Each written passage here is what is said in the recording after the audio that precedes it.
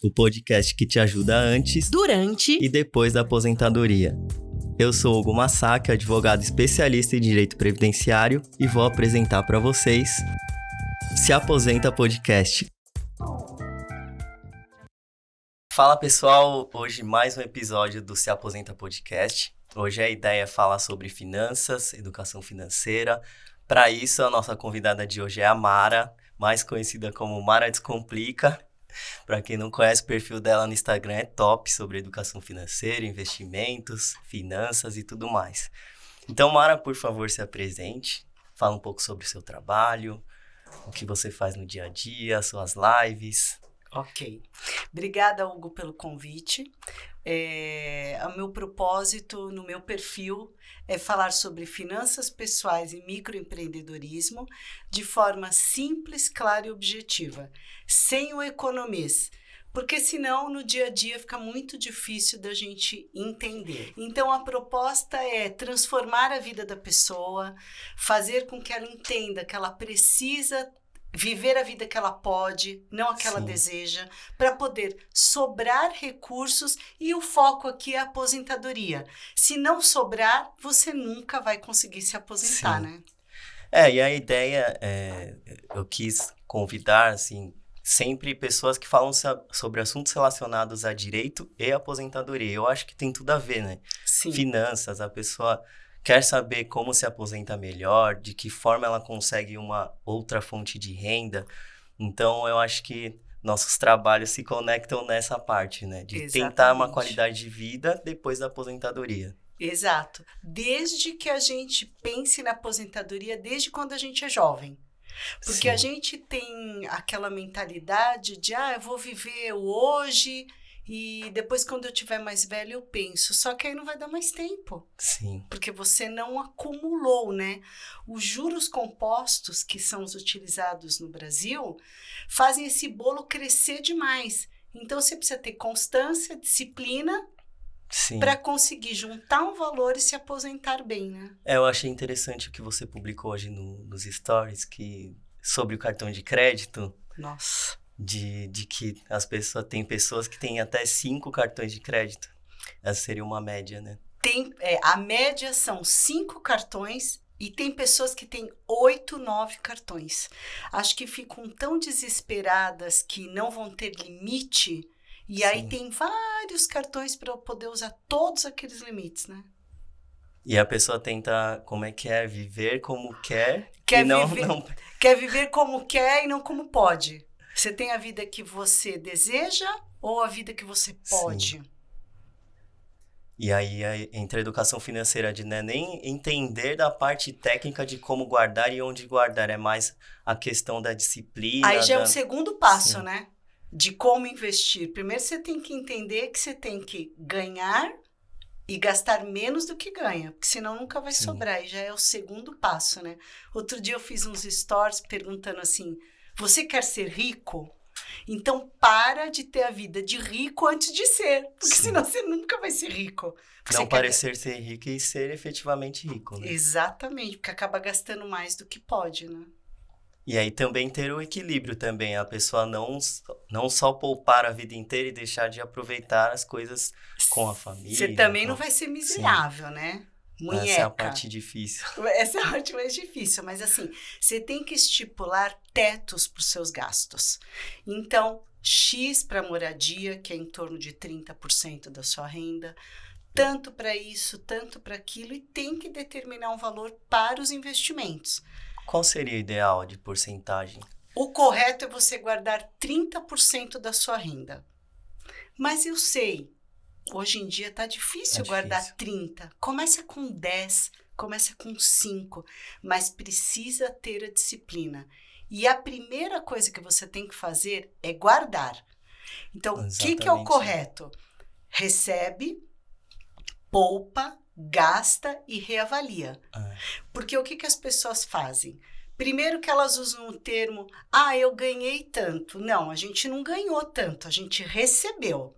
Porque porque a gente trabalhou por aquilo. Ganhar é quando a gente ganha um presente. Porque quando a gente fala ganhar, a gente está jogando a responsabilidade para o outro. Eu estou ganhando pouco, porque meu chefe está me pagando pouco. Não, você está recebendo por um trabalho. E aí, se você está recebendo pouco, aí você precisa negociar. Então, você recebe, guarda, paga as contas e aí você reavalia o seu orçamento. Porque senão, o que acontece? Não sobrou nada esse mês. Porque você priorizou outras coisas, né? Uma das primeiras coisas que me explicaram quando eu comecei a me interessar por educação financeira, que foi tarde, depois dos 30, gostaria de ter aprendido antes, mas uma das primeiras coisas foi que você primeiro guarda para depois gastar. E a minha justificativa sempre era, mas eu não ganho o suficiente para poder guardar. Só que, não, você, por mais que você receba pouco, guarda aquele pouco, que seja 30%, 20%, para depois se adequar, né? Adequar a sua vida àquilo que sobrou. Olha, eu conheço pessoas que têm renda de 2.000 e é poupador, investe. E pessoas que têm renda de 200.000 e está devendo. Então, não é o quanto você ganha. É a forma que você se comporta. Educação financeira não é saber fazer conta. As pirâmides do Egito, elas foram construídas com matemática. Se você levar a sério, eu ganho 1.000, guardo 100, gasto 300 de aluguel, você vai sobrar dinheiro. A questão é que a gente enfia os pés pelas mãos, né? Sem organização, sem planejamento. Né? E falando no teu assunto, né, que é aposentadoria, a gente tem que começar a fazer isso desde o começo da nossa vida, do primeiro salário. Porque quando chegar aos 50, você não vai ter tanto tempo para juntar recursos para te dar uma vida mais tranquila aos 60, 70, 80, né? No meu dia a dia eu reparo bastante e muito me preocupa. Eu comecei, aliás, a me preocupar com isso. Vendo seus clientes. Vendo meus clientes, principalmente nessa onda agora de autônomos, né? De microempreendedores. Então, por lei, na Previdência Social, você, a partir da sua atividade remunerada, você é obrigado a recolher a Previdência Social. Só que nem todo mundo sabe disso, principalmente quando se é autônomo. Então, muitas pessoas não se preparam, quando se dão conta, querem pagar tudo de uma vez e não dá. Não pode, né? Não pode, tem alguns requisitos para isso, mas via de regra não dá.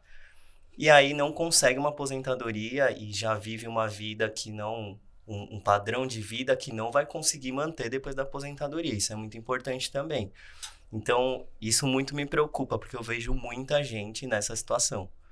E eu acho importante falar disso, de se preparar para a aposentadoria.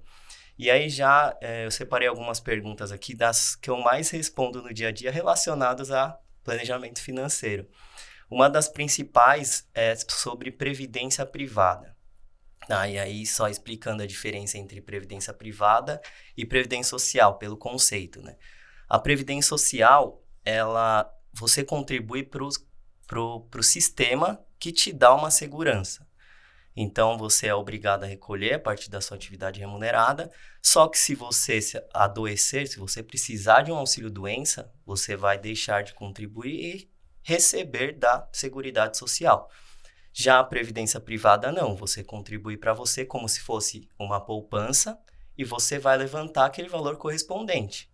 Ou se tudo de uma vez, dependendo se tiver alguma incidência de acidente, ou dependendo do seu plano, você pode levantar de uma vez ou mensalmente, né? Pelo pouco que eu entendi, previdência privada é isso. Fala um pouco da previdência privada, quais são as opções, se vale a pena ou não. Acho que essa é uma pergunta importante também. Eu acho assim, a previdência privada, para quem escolhe a tabela regressiva, o que é isso? Começa pagando um imposto maior e vai caindo. Então, começa pagando até os 2 primeiros anos 35%. E vai caindo, depois de 10 anos você só paga 10% em cima do que você teve de rentabilidade. É o melhor investimento que tem, se você deixar 10 anos. Sim. Então, em termos de investimentos, é ótimo. E é um investimento seguro. Seguro se você fizer numa empresa segura, porque os grandes bancos hoje não têm possibilidade nenhuma de quebrar. Sim. Então, é que as pessoas ficaram com uma algo na cabeça daquela previdência antiga que chamava Montepio, que não tem nada a ver com a previdência de hoje. E lá muita gente perdeu dinheiro. E isso não saiu da cabeça das pessoas. Mas plano de previdência privada, no meu modo de pensar, é um dos 5 itens que eu uso para aposentadoria. Que eu acho que é a previdência social, que muita gente fala, ai, mas o INSS, será que vai me pagar? Mas é o que você falou, é uma segurança. Porque se eu ficar doente, eu tenho uma segurança. Se houver algum problema de morte, a família vai ter... É um seguro, na verdade. E eu acho que você responde muito essa pergunta também, se vale a pena a previdência privada ou a social. Deve ser a resposta parecida com a minha. Exato. Eu sempre digo, as duas. As duas. Para mim são garantir, as duas. Exatamente. Exatamente. Completar com um seguro de vida. Continuar produtivo, porque a gente precisa trabalhar, precisa usar a cabeça. Fazer fundos imobiliários. E qual seria a porcentagem ideal para você contribuir para a previdência privada? Aí você precisa fazer um estudo Sim. de quando você quer se aposentar, qual a sua data de saída, qual o valor que você vai querer. O importante é, naqueles 30% que você vai guardar, você dividir. Eu digo que os investimentos eles têm que ser divididos em 3 partes. Aposentadoria, reserva de emergência, que são 6 meses dos seus custos guardados, e aí tem o meio, que são seus sonhos, viagens, cursos, compra casa, compra carro, mas essas 2 pontas, é a primeira coisa que você tem que fazer com o dinheiro que você vai guardar. E desses 30%, aí você tem que fazer um estudo, porque vai depender da idade, do seu comportamento, do seu estilo de vida. Vida, exatamente. Para que você quer esse dinheiro? Porque muita gente hoje faz um plano de previdência para o filho fazer faculdade. Não sei se já te perguntaram isso. Então, meu filho nasceu. Quando ele tiver 18 anos, eu quero ter X na previdência dele para pagar a faculdade dele em 5 anos. É engraçado que sempre entra faculdade, né? Porque eu penso na minha sobrinha, na minha filhada. Eu já pensei, acho que eu vou fazer fiz para minha uma filhada. previdência para quando ela tiver faculdade, mas... Eu fiz para minha filhada e com 18 anos ela falou, madrinha, posso ir para Nova York com esse dinheiro? Eu, não, vai estudar. Exatamente. Ótimo. Mas muita gente pensa isso. Bacana. Então, assim, o mundo ideal seria destinar 30% da sua renda do que você recebeu no mês e desses 30 que se tornam 100, dividir ali, diversificar, né, seria a palavra. Exato. A primeira coisa é a reserva de emergência. Você tem que ter 6 meses dos seus custos mensais guardados. E aí fazer um plano de previdência para você pagar todo mês por 30, 40 anos. Lá na frente você vai ter um valor muito bom. Sim. Muito bom. E uma outra fonte de renda, né? E uma outra fonte de renda. Então, eu penso assim, fundos imobiliários é muito bom, porque é como se fosse um imóvel. Plano de previdência privada, previdência social, um seguro de vida para completar e comprar ações. Sim. Seria interessante falar um pouco também sobre os fundos imobiliários, né? Que seria a mesma coisa que você investir num imóvel. Exato. Só que é um fundo de investimento. Fala um pouco sobre isso. Os fundos imobiliários eu acho bem interessante. É muito legal, porque muita gente fala assim, Mara, eu compro um imóvel ou eu alugo? Financeiramente, aluga. Sim. Porque é muito mais barato você morar de aluguel do que comprar uma casa. Deixando de lado a questão do sonho, né? Porque muita gente tem o sonho de ter a casa própria. Agora, se for olhar para a questão financeira, eu ouço bastante isso, né? Mora de aluguel. Exatamente. Agora, eu, por exemplo, comprei. Porque é uma estabilidade eu ter onde eu vou morar. Uhum. E outra, hoje, com o meu dinheiro da minha aposentadoria, eu não conseguiria pagar um aluguel onde eu moro. Então, e tem todo o sonho, né? Eu dei certo, eu tenho o meu imóvel. Então, não dá para questionar. Agora, financeiramente falando, é melhor morar de aluguel. Porque a ideia da conta seria, por exemplo, o imóvel hoje de R$500 mil. Se você tem esse dinheiro investido, você conseguiria, em média, 1% disso? Então, rendimentos? Vamos falar de um rendimento ruim, básico. 0,7. Você teria, qualquer investimento você recebe isso. 0,7. você vai pagar em torno de 0,4% de aluguel. Ninguém mais está ganhando mais do que isso. 0,4, 0,3, 0,5. Se você ganha 0,7 no investimento, já é mais. Sim. Só que E aí, não te com dá esse rendimento, tranquilidade. você alugaria um imóvel desse padrão. Exatamente. O que não dá é para gastar tudo, né? Sim. Mora de aluguel e não guarda, então nunca você vai ter Sim. um dinheiro guardado, né? Bacana. É importante. E aí os fundos imobiliários, tem vários tipos de fundos. Por que eu acho que o fundo imobiliário é bom? Primeiro, não tem custo de manutenção do imóvel. Não paga IPTU. Outra coisa, você pode fazer um fundo imobiliário com R$10, com R$20. Vamos pensar que você tenha 100 mil. Com 100 mil você não vai comprar um imóvel. Mas você compra um pedacinho de um imóvel. Então você pode fazer um fundo imobiliário de shopping. Fazendo uma comparação. Eu tenho dinheiro para comprar uma loja no shopping. O imóvel, né? Se aquela loja não alugar, você vai ter que pagar o IPTU, vai ter que fazer manutenção. Se você está num fundo imobiliário de shoppings, você compra um pedacinho. Então, tem 100 lojas no shopping. Se duas lojas não tiverem alugadas, o restante é dividido pelos cotistas, né? Entendi. E se você tiver uma loja, você não vai estar ganhando nada naquele mês e vai ter o custo ainda de imposto, de condomínio e de manutenção. E os proventos que a gente recebe são o lucro, né, desse fundo.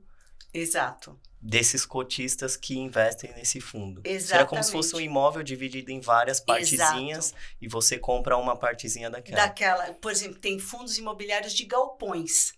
Então, são vários galpões alugados, aí você recebe uma partezinha daquilo. E o ideal é você reinvestir, se você não for usar para a previdência, né? Sim.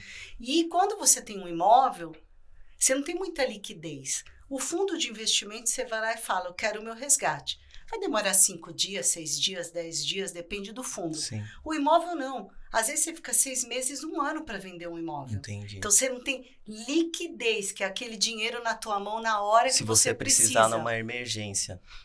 E o fundo imobiliário te dá essa possibilidade, né? Só que é assim, vamos pensar, você aplicou lá 20 mil no fundo imobiliário e teve uma crise mundial, o preço dos imóveis cai, você vai perder recurso. Sim. É importante lembrar que ele faz parte das ações de renda variável, né? Ele é volátil. Exatamente. O que não é tão seguro. Existe o risco, né? Existe. E o risco não é baixo. Agora, se você trabalhar no longo prazo para um plano de previdência, ele cai, ele sobe. Como os imóveis, né? Valoriza, desvaloriza. Mas se você fizer um fundo imobiliário para 10, 15 anos... Eu imagino que a previdência privada, ela tem liquidez a partir de um certo momento, né? Passado aquele tempo. Porque assim, por exemplo, se você fizer um plano de previdência privada para resgatar daqui a 1 ano, é horrível, não vale a porque pena. Você vai pagar 35% de imposto. Que é aquela questão decrescente que você explicou no começo. Na tabela regressiva, né? Entendi. Então, por isso que se você vai trabalhar pensando na sua aposentadoria... Tem que pensar certinho para você não querer resgatar o dinheiro depois, né? E para quem não começou ainda, vai começar a poupar, qual seria a sua recomendação? Imagino que seria primeiro, foi o que me falaram, tá? Me corrija se não for o correto. Primeiro, pensa na sua reserva de emergência, principalmente certíssimo. Eu como autônomo. Se eu não tiver a reserva de emergência, eu nunca vou ter aquela tranquilidade de começar a entender de outros investimentos. Antes de tudo, é reserva de emergência. 6 meses dos seus custos, não do seu salário. Você ganha 5 mil e tem um custo mensal de 3 mil, então você vai guardar 6 vezes 3, 18 mil. Num investimento com pouquíssimo risco, e com liquidez, para você usar no dia que você precisar. Sim. No meu caso é CDI. CDI, você pode fazer CDBs com CDI, você pode fazer Tesouro Direto Selic, não Tesouro Direto IPCA e nem pré, porque esses você tem risco de perder. Tá, por quê? Qual seria essa diferença? O Tesouro Direto Selic é aquele que segue o CDI, ele é marcado a mercado todos os dias. Então, você vai fazer um Tesouro Direto Selic para 2050. Se você quiser resgatar daqui 2 meses, não tem nenhum problema, porque ele bate a mercado todo dia. Essa é diário. É diário. Agora, se você for fazer o Tesouro Direto IPCA, que acompanha a inflação, para 2050, se você resgatar em 2050, você vai receber o que foi combinado. Tá. Só que se você quiser resgatar antes, você pode perder recursos. E o pré-fixado é a mesma coisa. Se você resgatar antes do prazo combinado, você pode perder. Não é que você vai perder, mas você corre risco. Então, para não correr risco, Tesouro Direto Selic. Ou o CDB. Ou CDB, ou fundos conservadores de investimento, conservador, sem risco. Isso é a reserva de emergência. E Reserva a partir de emergência. daqui... Fez isso, aí você vai trabalhar a aposentadoria. Quanto que eu quero guardar por mês e quanto eu quero ter e quando eu vou me aposentar. Aí tem que procurar alguém que faz isso para definir qual é o valor que você vai ter que guardar por mês para ter lá na frente. Tá. E você oferece esse tipo de serviço de planejamento financeiro? Eu faço planejamento financeiro, mas não só para aposentadoria. Tá. Então, eu ajudo quanto a reserva de emergência, de mesmo. Educação financeira, né? Bacana. Quais os sonhos que a pessoa quer. Tem gente que fala assim, eu não quero ter casa, mas eu quero fazer um intercâmbio de 2 anos. E hoje o pessoal até da minha faixa etária está fazendo muito, né? Intercâmbio para idosos subiu muito, né? Então, as pessoas têm o sonho de estudar lá fora. Então, esse é o dinheiro do meio que eu digo, que tem que ser guardado. Não pode mexer na reserva de emergência nem na aposentadoria. Tem que sobrar aquilo ali. Entendi. E não pode falar assim, vou fazer um curso em setembro. Eu tenho uma cliente assim. E quanto custa? Não sei. Quando você vai gastar? Não sei. Então, não dá para fazer um negócio desse jeito. Precisa ter planejamento. Né? Muitas vezes eu me vejo, né, nessa cliente. Não é? Só a gente decide para depois começar a se planejar, né? Que exatamente. Que é errado. E eu acho legal também falar do MEI, né? Que você deve ter bastante perguntas sobre MEI. Eu também tenho. Para quem não sabe, MEI é microempreendedor individual. Isso. E tem alguns requisitos, né, para se encaixar no MEI. Que, se eu não me engano, 81 mil. 81 mil de faturamento ano. Sim. Só pode ter um funcionário. E não pode fazer parte de nenhuma outra empresa, nem 1%. E tem 466 profissões que são aceitas no MEI. Não é qualquer pessoa que pode ser atividade. MEI. Não é qualquer atividade. Então, por exemplo... Mas pode acumular atividade, né? Como se fosse uma atividade secundária. Né? Que são correlatas. Sim. Não é qualquer um. Por exemplo, outro dia, o rapaz, ele tem uma lanchonete e a atividade secundária era banho e tosa. Aí não dá. Aí não dá, porque nem aceitaram a nota fiscal dele. Tem, por exemplo, o meu. Eu não sou MEI, mas as minhas atividades secundárias são dar palestras, dar cursos, coisas ligadas à minha atividade principal. Senão você vai ter 16 empresas, porque você pode ter uma atividade principal e mais 15 atividades secundárias. Entendi. E sobre o recolhimento do MEI, na questão da Previdência Social, tá? É um recolhimento de 5%, né, que é simplificado, só que é importante dizer que só dá direito à aposentadoria por idade. Tá? Porque existem outros tipos de aposentadoria por tempo, com pedágio, mas para se encaixar nesses outros tipos de aposentadoria, seria necessário fazer a complementação. Então, recolher os 5% do MEI, mais 15%, como se fosse o plano normal.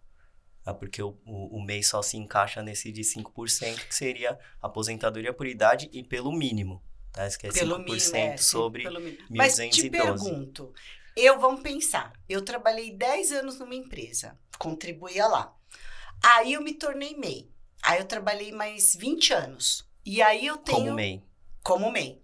Então eu trabalhei 10 CLT e 20 MEI.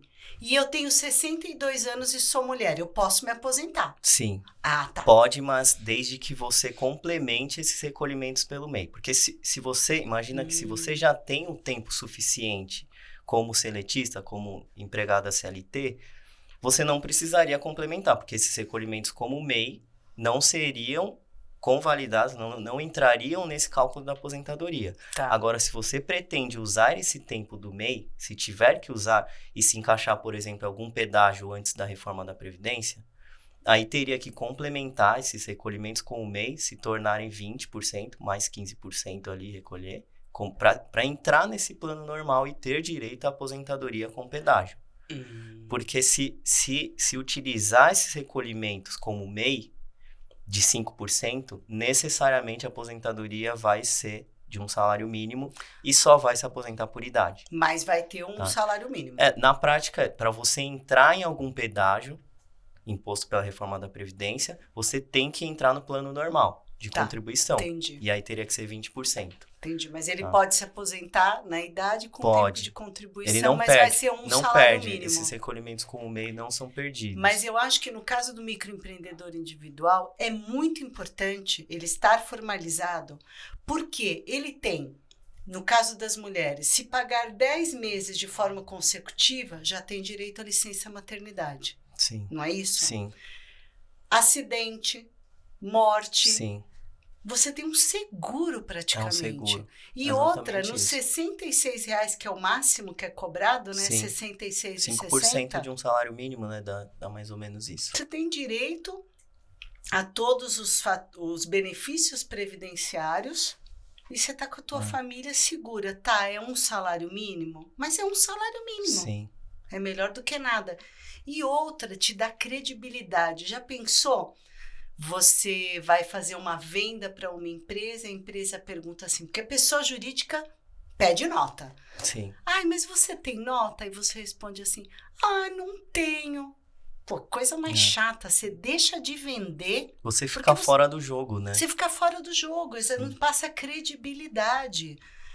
Empresas normalmente têm mais descontos para compras. Então, se você tem um CNPJ, e aí tem muita confusão, né? Eu sou MEI ou tenho CNPJ? Não, o MEI é um CNPJ. Exatamente. Ele veio para formalizar, né? As pessoas que estavam na informalidade não emitiam nota, não conseguiam entrar nesse mercado. E esse limite já foi passado um projeto de lei para subir o limite de 81 mil para 130 mil. Isso já faz um tempinho, né? Só que quando subiu o limite dos 81 mil, já demorou 7 anos. E aí eles estão fazendo esse projeto de lei para subir de 81 para 130 e poder contratar 2 funcionários.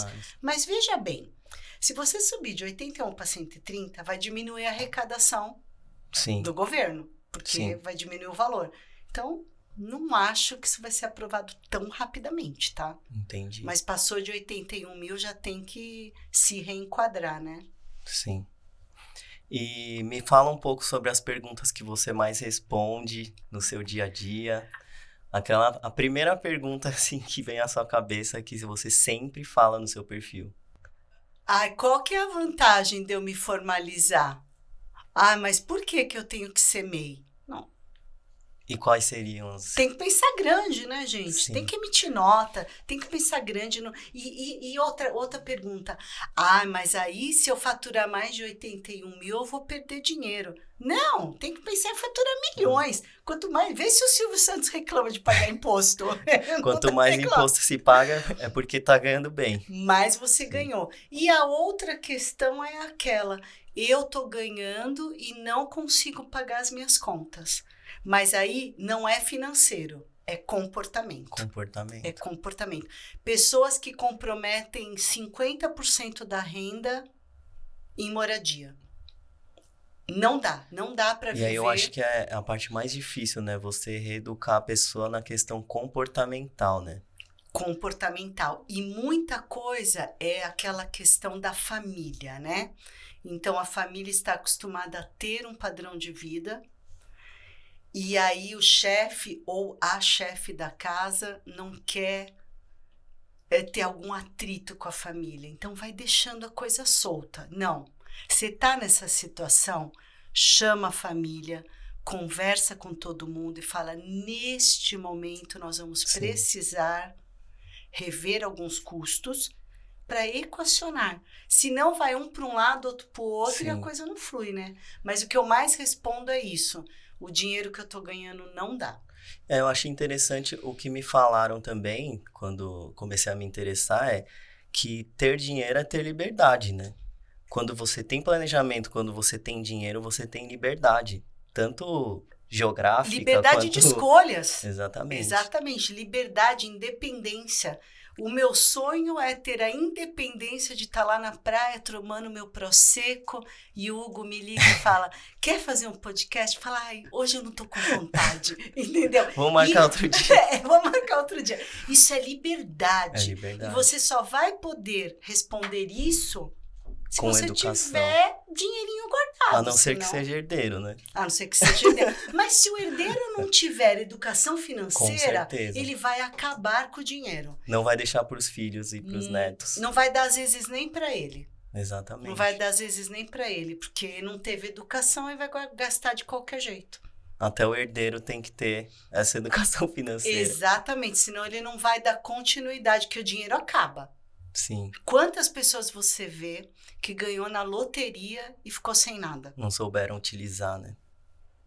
Porque não tinha educação financeira. E se você não tem, procura alguém que tem. Procure alguém de confiança que te ajude. Uma Sim. outra coisa, a pessoa fala assim, eu tenho uma empresa, mas eu não tenho paciência para números. Eu não quero saber de números. Mas como que você não quer saber? Você não vai saber se a tua empresa está dando lucro ou prejuízo. Não tem a gosta? ideia, né? Contrate alguém competente, de confiança, para entenda. fazer isso para você. Como a aposentadoria. Com certeza. São cálculos que não é qualquer pessoa que sabe fazer. Então, Sim. procure alguém competente para poder falar, olha, você precisa guardar X por mês para daqui 40 anos ter Y guardado. Esse é o caminho. Exatamente. Perfeito. Bom, nós temos bastante assunto. Eu gostaria aqui de continuar conversando. Inclusive, a gente marca um outro episódio, porque é um assunto bem interessante. Eu gostaria de falar mais sobre investimentos também e trazer esse tipo de Os informação. nossos assuntos, Hugo, a gente São fica correlatos. 5 dias Sim. falando e tem assunto para falar. Perfeito. Gostei muito. Muito obrigado, Mara. Obrigada. Então é isso, pessoal. Nos sigam nas redes sociais. O dela é Mara Descomplica, Descomplica. @Mara Descomplica, o meu é @Hugo Masaki.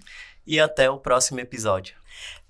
Agradeço, Hugo, o convite. Meu perfil é @Mara Descomplica e eu tenho um programa de rádio, na rádio Na Voz Delas. É uma rádio focada para mulheres. Falamos de empreendedorismo, finanças pessoais, todas as terças, às 12 horas, no site da rádio Na Voz Delas. Acho interessante também falar sobre as suas lives, né? Sempre. Toda tem semana Toda eu tenho. semana? Toda semana. Semana que vem a live vai ser o que você faria com 1,5 milhão do prêmio do Big Brother Brasil. Bacana. Bom, então é isso. Até o próximo episódio. Caso tenha alguma dúvida, pode mandar lá no Instagram, no direct, que nós respondemos ou por lá ou por aqui pelo podcast. Muito obrigado. Obrigada, gente. Bom, pessoal, então me sigam nas redes sociais, @Hugo Masaki. E esse foi mais um episódio do Se Aposenta Podcast.